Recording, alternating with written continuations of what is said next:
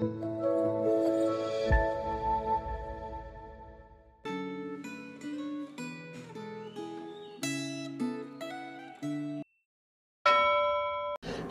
Bapak, Ibu, dan Saudara. Hari ini kita akan belajar firman Tuhan dengan tema pengkhianatan. Sebelum kita merenungkan firman Tuhan, mari kita berdoa. Ya Tuhan, pimpin dan sertailah perenungan kami. Kiranya firman-Mu memandu langkah hidup kami sepanjang hari ini. Dalam nama Tuhan Yesus kami berdoa. Amin. Firman Tuhan hari ini diambil dari Lukas pasal 22 ayat 1 sampai ayat 13. Tetapi kita hanya akan membaca dari ayat 1 sampai ayat yang ke-6. Hari Raya Roti Tidak Beragi yang disebut Paskah sudah dekat. Imam-imam kepala dan ahli-ahli Taurat mencari jalan bagaimana mereka dapat membunuh Yesus, sebab mereka takut kepada orang banyak. Lalu masuklah iblis ke dalam Yudas yang bernama Iskariot, seorang dari ke-12 rasul. Yudas pun pergi kepada imam-imam kepala dan kepala-kepala pengawal bait Allah dan berunding dengan mereka bagaimana ia dapat menyerahkan Yesus kepada mereka. Mereka gembira dan sepakat untuk memberikan sejumlah uang kepadanya. Ia menyetujuinya dan mulai mencari kesempatan yang baik untuk menyerahkan Yesus kepada mereka tanpa sepengetahuan orang banyak. Masa sengsara Tuhan Yesus diawali dengan pengkhianatan Yudas. Pengkhianatan adalah tindakan yang sangat menyakitkan. Orang yang berkhianat umumnya adalah pengecut yang tidak berani bertindak secara terang-terangan, tetapi hanya berani menikam dari belakang. Pengkhianatan ini sangat melukai hati, sehingga banyak orang yang menyimpan dendam selama bertahun-tahun saat merasa dikhianati oleh orang yang sebelumnya sangat dipercaya. Pengkhianatan yang dilakukan Yudas ini sangat tragis, karena Yudas adalah murid Tuhan Yesus yang dipilih untuk menjadi bendahara.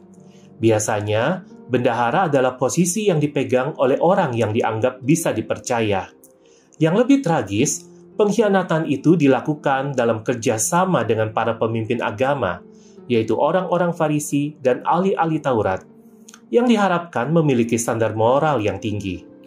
Sekalipun Tuhan Yesus sudah mengetahui bahwa ada konspirasi pengkhianatan, Dia tidak membongkar konspirasi itu. Ketaatannya terhadap kehendak Allah membuat Tuhan Yesus menerima konspirasi pengkhianatan itu tanpa berusaha melawan. Apakah Anda pernah dikhianati oleh pasangan Anda atau orang-orang yang dekat dengan diri Anda? Bila Anda pernah dikhianati, Anda akan memahami rasa sakit yang dialami Tuhan Yesus akibat pengkhianatan itu. Sekalipun demikian, Tuhan Yesus tidak pernah menunjukkan rasa kesal dan juga tidak pernah memiliki keinginan membalas. Apa yang membuat Tuhan Yesus bisa tabah menghadapi pengkhianatan?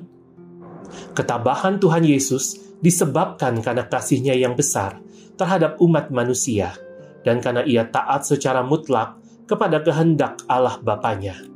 Bila Anda terus menumbuhkan kasih dalam hati Anda tidak akan mudah merasa sakit hati. Bila Anda memiliki komitmen untuk bersikap taat secara mutlak terhadap kehendak Allah, Anda tidak akan memiliki keinginan untuk main hakim sendiri, melainkan Anda akan pasrah terhadap rencana Allah atas hidup Anda. Bacaan Alkitab hari ini mengajarkan beberapa hal penting kepada kita. Pertama, para pemimpin agama atau orang-orang yang menjadi idola dalam masyarakat tidak kebal dosa, sehingga kita tidak perlu merasa heran atau merasa terpukul saat keputusan atau tindakan mereka tidak sesuai dengan apa yang kita harapkan. Kedua, kita harus belajar untuk mengasihi sesemua orang, sebagaimana Allah telah lebih dahulu mengasihi kita tanpa syarat. Apakah Anda masih menyimpan dendam terhadap seorang yang pernah mengkhianati Anda?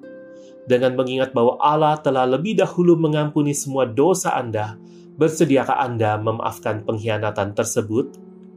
Mari kita berdoa. Ya Tuhan, kami sungguh bersyukur kepada Tuhan. Engkau Tuhan yang tabah, Tuhan yang kuat untuk menerima semua perlakuan yang tidak mengenakan, bahkan pengkhianatan dari murid-Mu sendiri.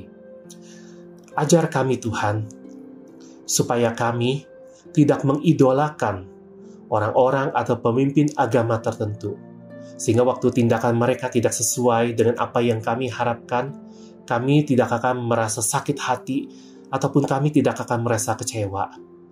Dan Tuhan ajarkan kami untuk mengasihi semua orang, sekalipun mereka membenci kami, memperlakukan kami dengan tidak baik. Biarlah kami boleh meneladani Engkau, bahwa Engkau telah lebih dahulu mengampuni dosa kami, sewaktu keadaan kami masih berdosa. Berilah kekuatan kepada kami, supaya sepanjang hari ini kami belajar mengampuni, kami belajar mengasihi, seperti Engkau mengampuni dan mengasihi mereka yang telah mengkhianati Engkau. Di dalam nama Tuhan Yesus kami berdoa. Amin.